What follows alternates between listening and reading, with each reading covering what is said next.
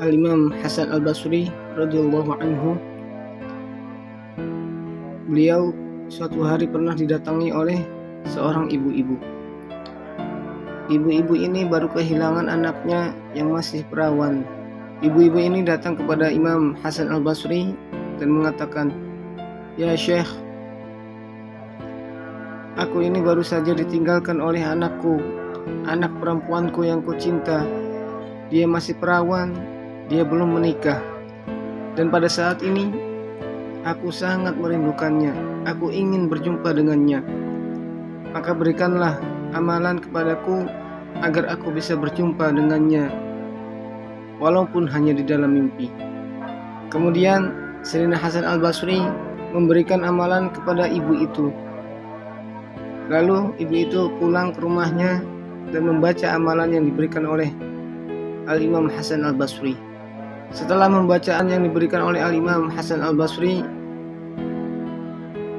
ibu ini tertidur dan dalam tidurnya dia bermimpi berjumpa dengan anak. Namun kagetnya ibu ini melihat anaknya, anak perawannya itu memakai baju yang sangat mengerikan. Bahkan di lehernya dibelenggu, lehernya dirantai.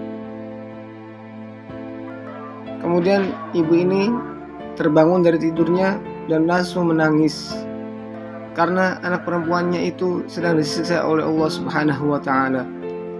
Kemudian ibu ini langsung berlari kepada Al-Imam Hasan Al-Basri dan mengatakan, "Wahai Imam, aku tadi malam berjumpa dengan putriku. Akan tetapi putriku ini memakai pakaian yang sangat mengerikan. Seakan-akan anakku ini sedang disiksa oleh Allah Subhanahu wa taala."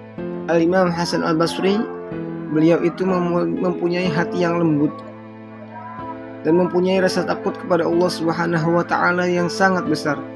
Bahkan orang-orang di sekelilingnya ketika duduk dengan Imam Hasan Al-Basri, mereka itu tertular dengan rasa takutnya Imam Hasan Al-Basri kepada Allah Subhanahu wa taala. Setelah mendengar cerita ibu itu, Sayyidina Imam Hasan Al-Basri langsung terjatuh pingsan.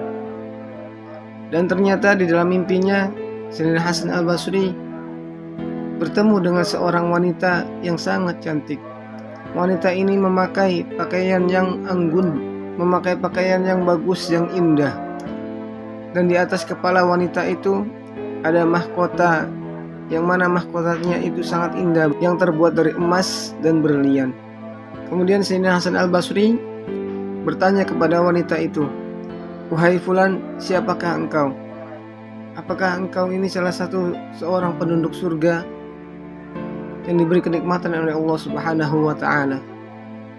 Kemudian wanita itu menjawab, "Wahai Imam, aku ini adalah putri dari seorang wanita yang mana ibuku itu pernah datang kepadamu untuk meminta amalan agar ibuku bisa berjumpa denganku di dalam mimpinya."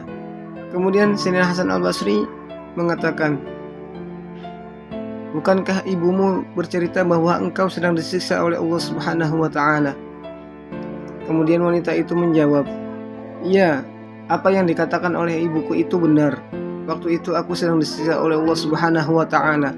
Bahkan bukan aku saja,